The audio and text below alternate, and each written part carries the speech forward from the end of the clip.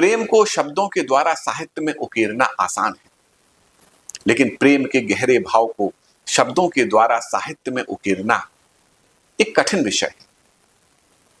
जब लंका दहन करने के पश्चात श्री हनुमान जी पुनः प्रभु श्री राम के समक्ष उपस्थित होते हैं, तो वह सीता जी के द्वारा भेजा गया संदेशा कह सुनाते हैं।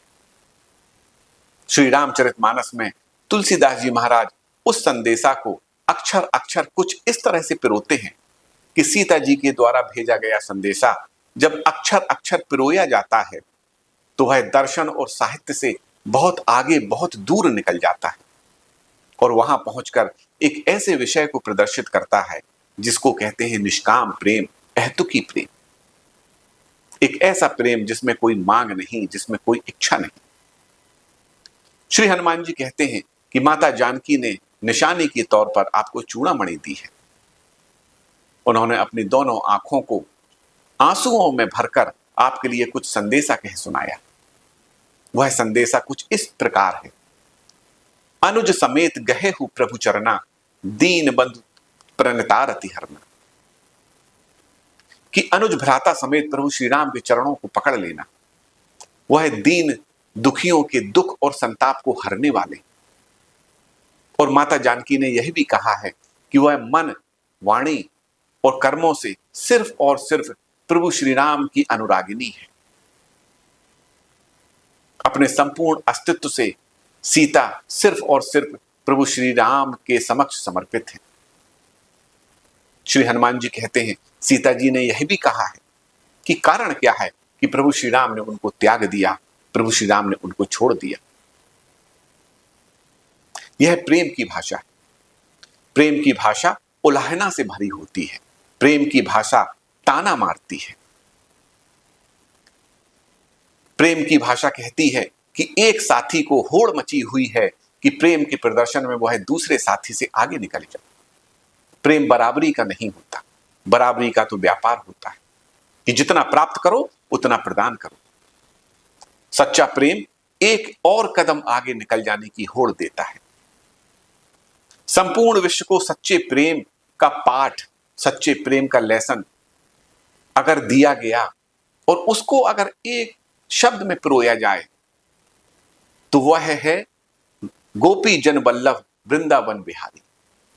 वृंदावन की गोपियों और कृष्ण के बीच का प्रेम, अहेतुकी प्रेम, निष्काम प्रेम, जहां कोई मांग नहीं, जहां कोई लालसा नहीं। जब श्री कृष्ण गोपियों को छोड़कर मथुरा चले जाते हैं तो वृंदावन में गोपियों की हालत कुछ ऐसी हो जाती है कि वह जीवित शरीर में मृत मालूम पड़ती है। श्री कृष्ण के विरह और वियोग में तड़पती हैं।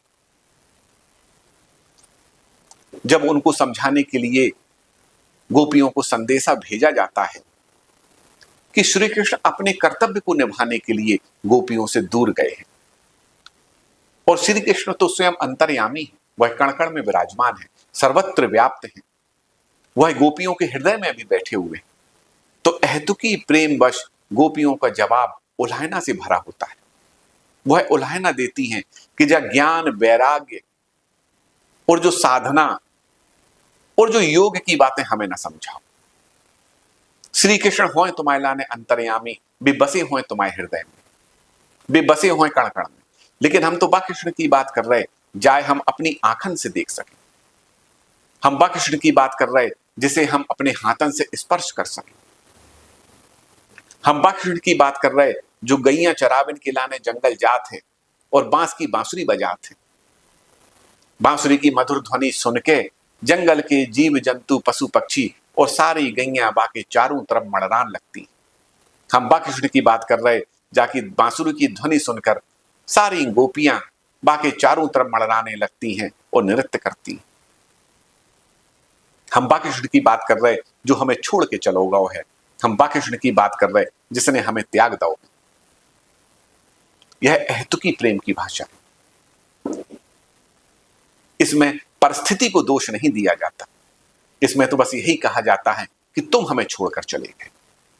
अगर मृत्यु भी एक साथी को छीन ले तो दूसरा जीवित साथी यही कहेगा कि तुम हमें छोड़कर चले गए। परिस्थिति ऐसी थी कि रावण ने जानकी जी का हरण किया, लेकिन जानकी जी फिर भी कह रही हैं अहेतुकी प्रेम के वशीभूत होकर कि राम ने मुझे त्याग दिया, राम ने मुझे छोड़ दिया। और फिर वह अपने संदेश में कहती हैं कि इसमें मेरा एक अवगुण है, और वह अवगुण यह है कि विरह में श्री राम से अलग होने के पश्चात मैंने अपने देह को क्यों नहीं त्यागा, मैं अभी तक जीवित क्यों हूं। और आगे वह अपने संदेशा में कहती हैं इसमें इन आंखों का दोष है, इन आंखों की अपनी हट है जिससे मैं अपने देह को नहीं त्याग पा रही। आंखों का भला कैसे दोष है? प्रेम की भाषा को समझाने के लिए संसार की सारी भाषाएं फीकी मालूम पड़ती। जिसको हृदय की भाषा आती है वही प्रेम का साहित्य लिख पाएगा। जिसने हृदय को जान लिया उसने सारे जग को जीत लिया। तुलसीदास जी लिखते हैं कि माता जानकी ने कुछ ऐसा संदेशा कहा कि कारण क्या है कि वह अभी तक जीवित हैं, इन आंखों का दोष है। लेखनी में श्री तुलसीदास जी लिखते हैं बिरह अग्नि तनु तूल समीरा, श्वास जरई छन माहि शरीर। वह कहती हैं कि श्री राम से अलग होकर यह जो अलगाव है, यह जो विरह है, यह जो वियोग है, यह अग्नि की तरह कार्य कर रहा। और शरीर तो रुई का बना हुआ होता है और मैं जीवित हूं और मेरी श्वास चल रही है, तो श्वासों में आने जाने वाली जो हवा है वह वायु तो इस अग्नि को और भड़का दे, और मुझे तो अब तक जल जाना चाहिए, लेकिन मैंने अभी तक देह क्यों नहीं त्यागी? क्योंकि इनमें इन आंखों का दोष है।